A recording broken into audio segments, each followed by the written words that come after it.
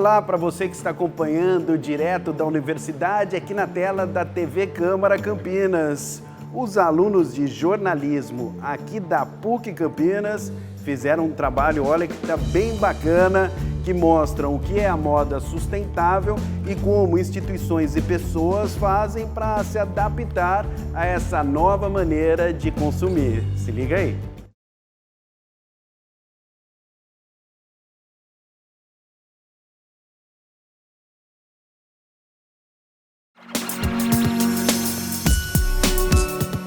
O brechó a gente tem desde 2013, agora 6 anos, né? A gente já gostava de garimpar, de ir a bazares e acumulava roupa. Onde a gente comprava e tinha possibilidade de comprar roupas de marca, roupas até de grifes importadas e a gente ia juntando. Aí da necessidade da gente olhar a minha avó, que ele começou e é na casa da minha avó, a gente começou a pensar na possibilidade de montar um brechó. Então nós conversamos e resolvemos montar um brechó. A gente unia o útil ao agradável. A gente trabalhava com roupa, mexia com moda, que a gente sempre gostou.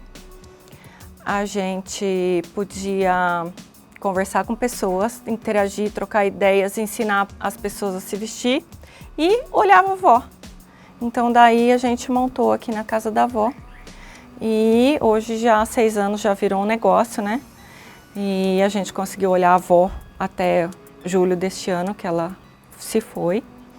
E no começo, quando a gente montou aqui, eram 500 peças só do meu guarda-roupa e da minha mãe. O nosso critério aqui, como a gente diferenciou pelas marcas, então a gente procura trabalhar com marcas boas, produtos de qualidade que tenham tecidos bons, caimento bom, peças que durem. Quando nós montamos há 6 anos era bem pior. Eles vinham e falavam assim: ah, é roupa de defunto, é roupa de gente morta. Ah, é roupa fedida, gasta, não tem qualidade.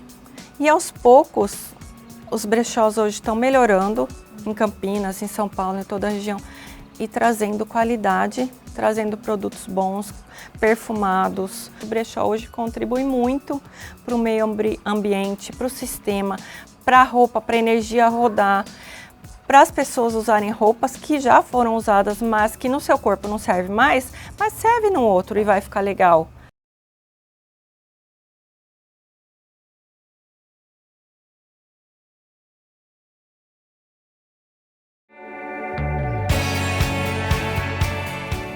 Então, a ideia de criar o canal surgiu porque assim, as pessoas não acreditavam.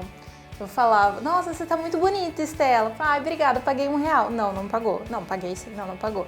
Então vou provar. E aí eu comecei a colocar no blog, lá em 2013. E aí eu escrevia e colocava onde eu tinha comprado. E mesmo assim as pessoas não acreditavam. Eu falei: então tá, então vou mostrar num canal, tipo assim, gravando mesmo como é dentro do bazar e como eu faço para achar aquela peça que é muito sucesso. E aí foi daí que começou, para mostrar que dava sim para garimpar. Eu sempre quis ter um blog e falar sobre moda, eu era influenciada por, na época era Tássia Naves, Camila Coutinho, que hoje são, né, estrelas da internet. E aí eu já sabia onde tinham os brechós, porque eu realmente era consumidora, então eu conhecia inúmeros. Então eu falei: para começar eu já tenho um bom número, eu não tinha um roteiro, eu simplesmente ia fazendo no feeling e falava: eu quero copiar o look da Tássia Naves. Aí eu buscava num brechó, num bazar. E aí começou dessa forma. Eu acho que a gente entender que o brechó tem realmente histórias, aquelas peças já foram usadas. Se a gente entender e assumir isso, acho que a gente consegue libertar as pessoas. Então eu sempre coloquei no canal que sim, dá pra usar, sim, ela tem uma história e essa é a parte mais legal. Não tem como a gente saber de energia, porque agora ela é sua. A energia ruim vem provavelmente de indústrias escravos que usam matéria-prima que denigrem o meio ambiente. Então, assim, eu acho que é muito mais interessante você comprar aquela peça, ajudar, por exemplo, um bazar beneficente. Essa é a energia, a sua energia passa para a roupa. Então, eu não acredito muito que a energia da pessoa que usou venha para mim. Então, Eu acho que o preconceito começa a ser quebrado daí, quando você vê que é legal usar, quando você vê que você está ajudando outra pessoa, ou quando você fica feliz de ver a sua peça que você desapegou, por exemplo, com uma amiga.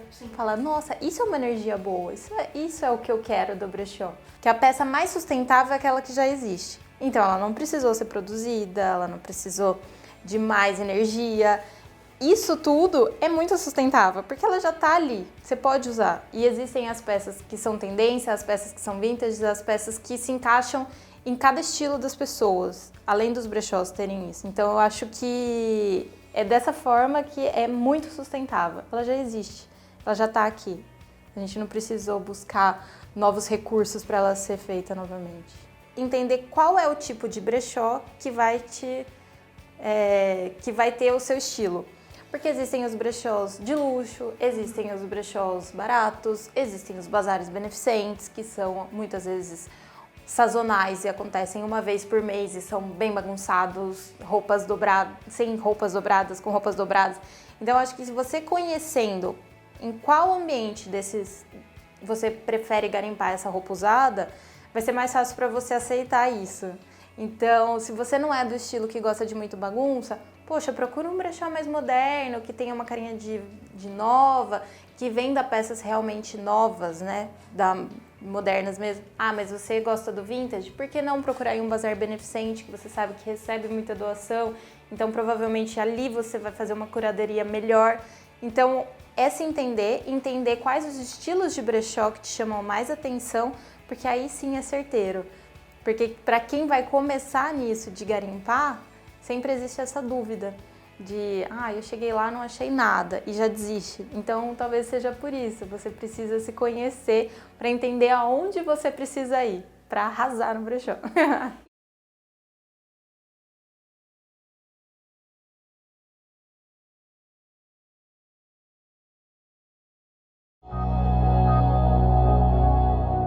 A gente viu que estava rolando em São Paulo, que é o Roupateca. Aí duas amigas falaram, por que a gente não abre um em Campinas? Aí eu falei, nossa, mas que ideia maravilhosa.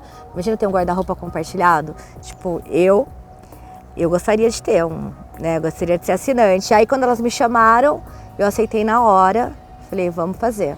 E aí foi em 2017. Quando a gente abriu, a gente começou a perceber que as pessoas não queriam assinar, elas queriam comprar. Então a gente demorou, acho que, sei lá, uns 4 meses para montar o guarda-roupa. Então a gente estava com 300 peças, então tinha peça desde marcas famosas, como marcas nacionais, tinha de tudo, para todos os tipos de público, bolsos, enfim. E aí quando a gente montou esse acervo todo, a gente falou, nossa, agora vai ser lindo, porque a imprensa já tinha divulgado, anunciado.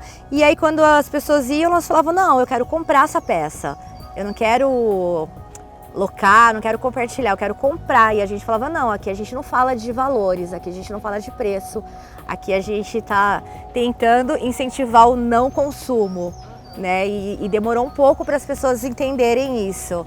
Acho que na verdade elas nunca entenderam. A gente abria 3 vezes por semana, era por agendamento, então rolava muito Instagram.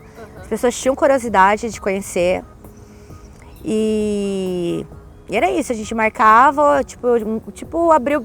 É como se, sei lá, sua amiga abrisse o guarda-roupa pra você. Sabe? Quando você vai na casa da sua amiga, preferência rica e de bom gosto. Sim. Aí você fala, pode escolher o que você quiser. E aí era uma assinatura, então sei lá, acho que na época era R$60. R$60 você pagava por mês e tinha direito a 2 peças por semana.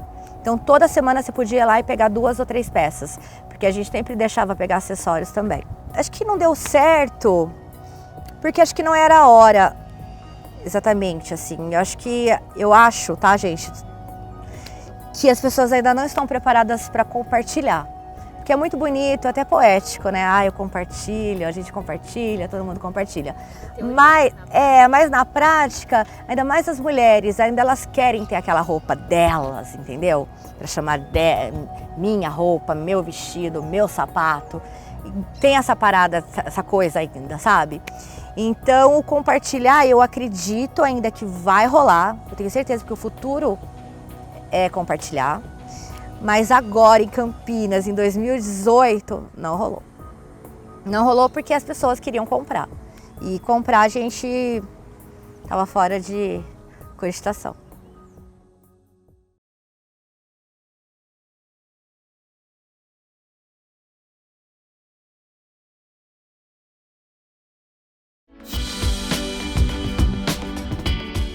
Moda sustentável é a moda que se sustenta, propriamente dito, né? É o conceito de sustentabilidade mesmo, daquilo que consegue se autoalimentar. Então ela não precisa de recursos outros que não sejam os próprios recursos que ela necessita e que ela mesma gera.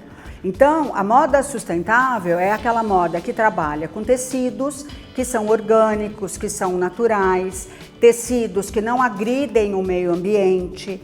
É aquela moda que trabalha com menos tinturaria, porque a tinturaria é um dos processos da moda que mais agride o meio ambiente, até porque usa muita água e devolve muito químico na água, onde tira essa própria água. Também é uma moda que vai trabalhar muito menos com modinha, né, ou com tendências, ou com ondas que são muito rápidas de passar, e vai trabalhar muito mais com uma moda autoral, com uma moda muito voltada para o conforto, uma moda que dura. Então trabalha um pouco com o movimento slow, né, do slow fashion, do slow como um todo, eu acho, né, slow no processo, slow no tempo de duração. É uma moda que não tem tanta pressa, é uma moda que também trabalha com a inclusão, né? Eu costumo dizer, assim, brincando um pouco, que é uma moda do bem. É um termo que a gente já vem utilizando há 20 anos, né? É um termo do século passado ainda, né? Do século 20. Mas eu acho assim que na virada do século é um termo que ganhou mais força, porque quanto mais a gente se aproxima da consciência das necessidades do planeta, mais a sustentabilidade de uma forma geral vai ganhando força. Então é um termo que a gente começa a usar meio timidamente nos anos 80, ele ganha mais força nos anos 90, mas eu acho que ele é realmente discutido, né, nesse século que a gente está. Né? Mas ainda tem muito trabalho pela frente, ainda são muito poucas as marcas que efetivamente trabalham desta maneira. Então, eu acho que ainda tem muito marketing verde, sabe? Muita gente que se diz sustentável, se diz preocupada com o planeta, mas que na verdade usa isso muito mais como marketing do que no processo. A sustentabilidade, ela está diretamente ligada à consciência. Né, estar consciente da sua vida, da vida do planeta, da vida do outro, do impacto que isso vai ter. Quanto menos impacto, melhor. Né? Impacto de uma forma geral. A sociedade de massa, a sociedade atual, ela ainda é muito motivada pelo desejo. Né? E quando você tem consciência do processo, você consegue falar para o desejo ficar quieto, né? Você fala, olha, é só um desejo, mas na verdade amanhã ele vai ter passado, na verdade eu não preciso disso, na verdade eu não tenho recursos para isso, ou é muito legal, mas é feito por um processo que eu discordo, né? Então, quando você consegue fazer isso, você consegue pensar antes de agir. Toda mudança de hábito é um processo lento, é um processo histórico. E você tem que ter coragem para falar, olha, eu sou o que eu sou, eu não sou o que eu tenho. Né? Eu sou o que eu venho construindo ao longo da minha vida, eu sou a minha essência. Então você tem que ter muita força ou muita convicção naquilo que você acredita para você falar, olha, eu sou legal, apesar de eu não consumir tanto. Eu sou legal porque eu não como mais isso, né? Mas eu sou legal, viu, gente? E aí você pega, por exemplo, as grandes marcas da moda hoje em dia e você vê o quanto elas estão se mexendo para pelo menos parecer sustentável. Ainda é só marketing verde, mas isso já quer dizer alguma coisa. Isso quer dizer que este grupo de consumidores conscientes está aumentando, porque marcas que nunca tiveram compromisso com o planeta, com a sustentabilidade, estão pelo menos fingindo que tem essa preocupação. Então, um consumidor que está começando o processo para isso, mas ainda não tem muita informação, ele cai no marketing verde, porque ele se sente melhor, né? Mas isso, por outro lado, quer dizer que a gente está aumentando o número. Então, eu acho que assim, a gente tem muita esperança pela frente, né? É um caminho longo, demorado, que a gente tem que ter resistência, tem que mostrar para as pessoas, mas a coisa está caminhando. Eu acho que isso é uma coisa muito legal.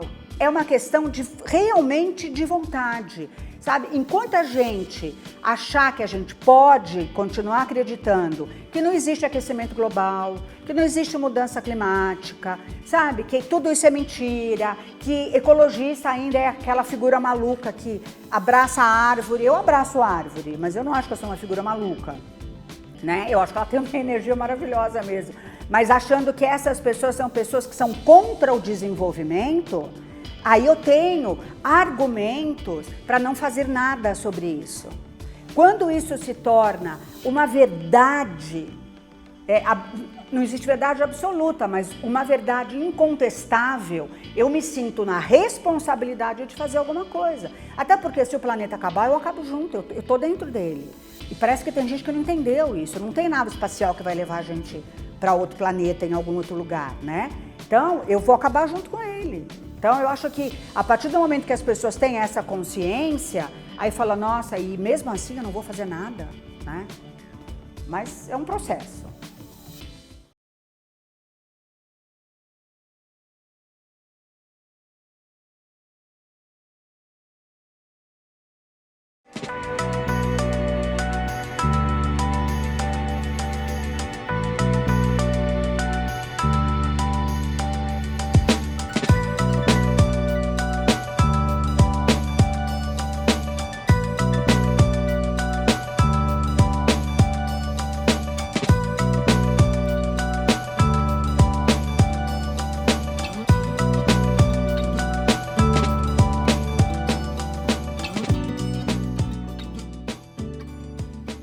A Roupateca ela foi criada em 2015 a partir de uma necessidade de uma das sócias criadoras da Roupateca.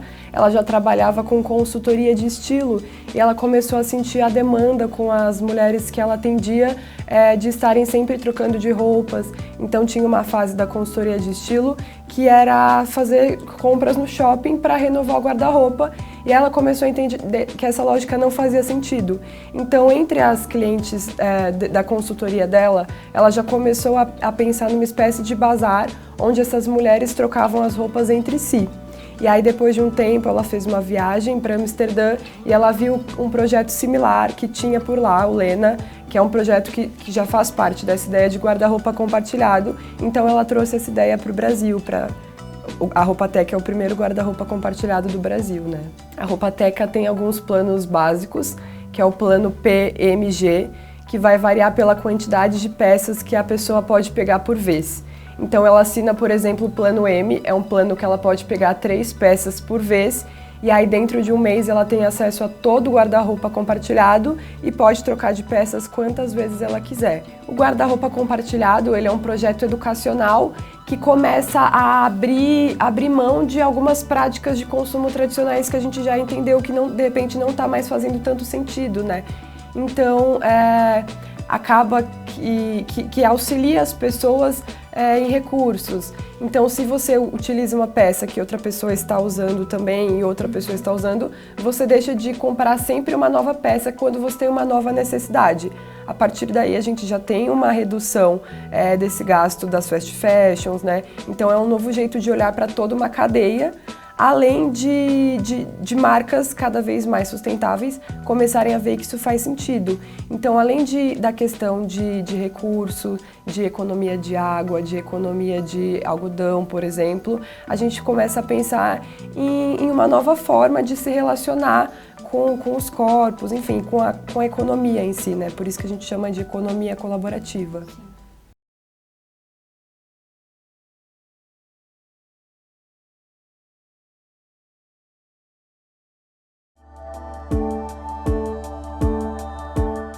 Upcycling é uma tendência, tendência não, desculpe, é uma moda, né? Tendência seria alguma coisa para acontecer ainda e upcycling já está acontecendo.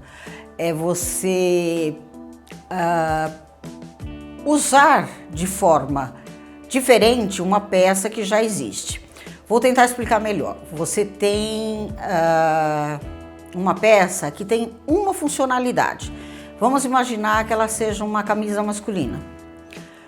Essa peça, por algum motivo que você não quer mais saber dela, você não gosta mais dela, ou não serve, qualquer coisa, você vai transformá-la em outra peça. Mas o importante do upcycling é que a funcionalidade da peça muda. É diferente de customização. Que customização, você pega uma peça e põe um estilo diferente nela, mas ela continua sendo uma blusa. Agora, o upcycling não. Você pega uma camisa ou duas camisas e transforma numa saia. Então, ela mudou a funcionalidade.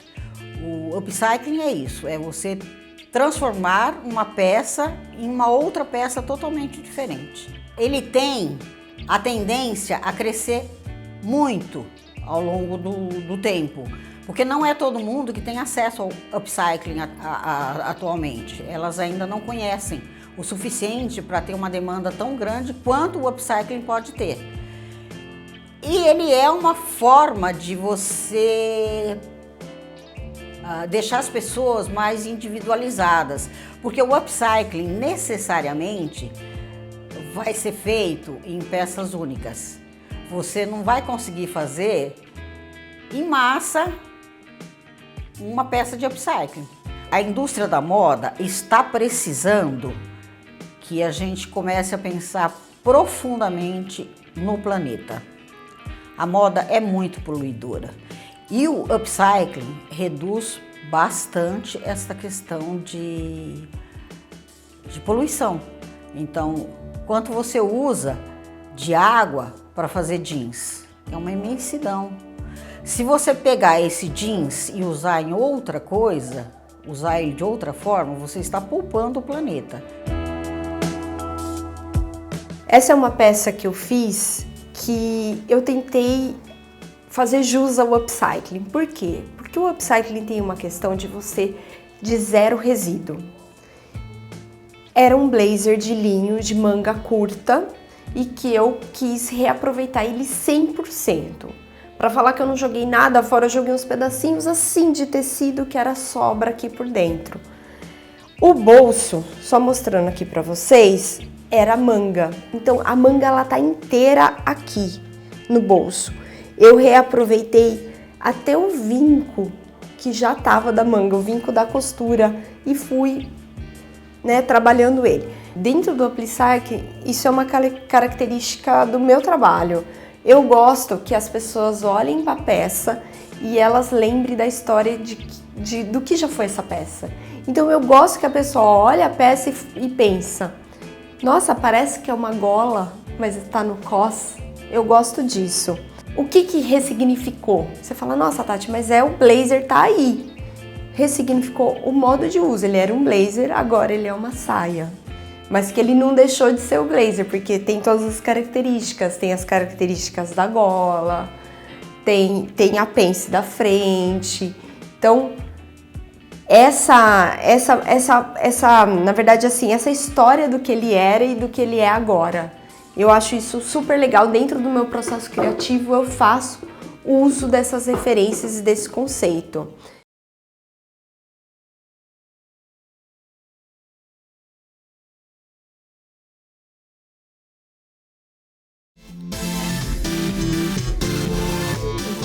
Nós trouxemos o conceito modal, que a gente chama. É um brechó um pouco diferente do que nós estamos acostumados a ver no Brasil, que é um brechó de peças atuais. Nós fugimos um pouco do conceito de roupa velha, roupa antiga. Não, no Único Brechó você vai encontrar inclusive peças ainda que existem nas vitrines da estação, dos shoppings por aí.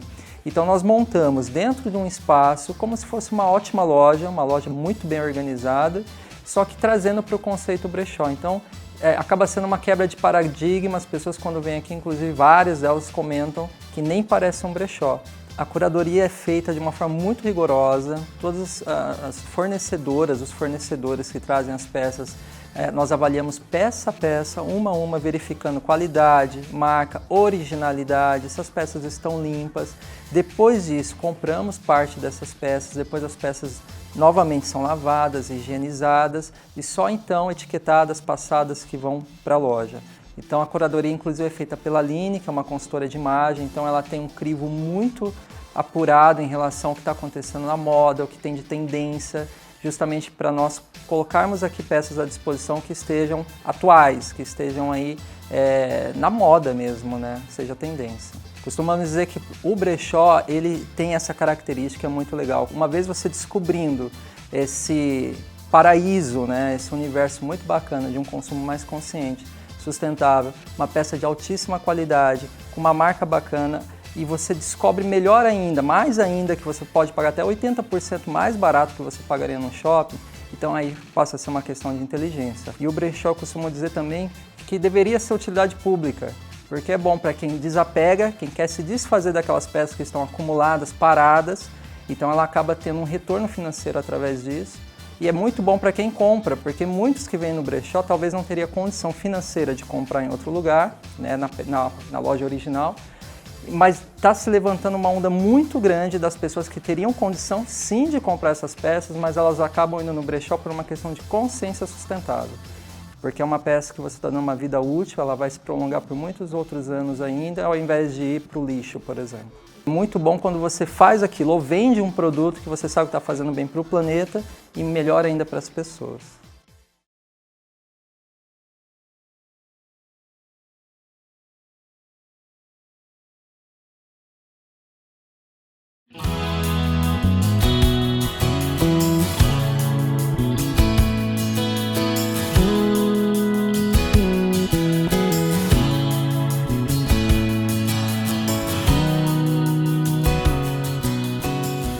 Upcycling, a gente tem uma ideia de que é uma coisa muito nova, mas na realidade é uma coisa muito antiga, assim. Essa história de reaproveitar, de reutilizar, é uma coisa muito ancestral, assim, na realidade, né? Tipo, quando a gente vai pensar, upcycling é a gente produzir uma peça a partir de uma roupa já existente, assim, né? Que a gente tem essa ideia um pouco mais moderna, mais nova, porque a gente vê que essas questões de sustentabilidade, né? A gente começou a ver que a gente estava exagerando no nosso processo, como a gente usa as matérias-primas, os fins que a gente dá para as coisas, e a gente teve que remanejar, né, contemporaneamente falando, a nossa sociedade nesses resíduos. Aí a gente entrou nessas questões de upcycling. Então, tipo, do ciclo, né, para onde vem, para onde vai, e aí a gente começou a ter esse andamento. Eu lá com uns 15, 16 anos, eu comecei a entender o meu corpo, ver, por exemplo, que a minha perna era muito grande, meu tronco era curto, a roupa ficava estranha, eu botava uma calça, não fechava, camiseta sobrava um espação que eu achava um horror, eu falava, gente, não dá desenho pro meu corpo. Enfim, aí eu comecei a costurar, e aí eu comecei a me interessar pelos resíduos. Eu lembro que a minha mãe, ela ganhava, tipo, pegava, assim, de confecções, resíduos, assim, tipo, de material diverso, assim. E eu gostava das coisas que eram estranhas, assim. Quando tinha dois tecidos que eles se emendavam, e ter uma linha diferente, ter uns escritos. E eu sempre fui pegando esse material para trabalhar, assim. E aí, com isso, eu comecei a me ingressar definitivamente na moda, assim. Por outro lado, eu sou artista visual. Me formei, me graduei em artes visuais. Ao longo da minha história, eu entrei aqui na Universidade Estadual de Campinas, fiz artes visuais e comecei a trabalhar com isso. Só que mesmo nas artes visuais, eu também trabalhava com tecido, com linha. E aí, decidi juntar um pouco dessas questões artísticas com a questão de, né, não que moda não seja artística, mas essa questão mais de princípio de pintura, desenho, e juntar na moda e trazer essa identidade, assim, da marca, né? O upcycling, você pega uma peça e cria uma nova peça, entendeu? Tipo, você dá uma nova cara pra ela. Uma customização, às vezes você só faz uma intervenção, bota um botão, bota uma pedrinha, faz alguma coisa, entende? Só que eu falo assim, tipo, a questão não é nem essa. Essa indiferença, pra mim, na minha opinião, nem é tão importante assim. O mais importante é você ter consciência de que você tá dando pra essa peça um tempo muito maior de vida, que ela vai ter muito mais tempo de uso, e isso vai ser muito mais legal, entendeu? Você não vai julgar em qualquer lugar e deixar lá no lixo, sei lá. Você vai dar um tempo maior pra ela e vai usar ela bem mais, assim. Acho que vai ser essa que é a questão.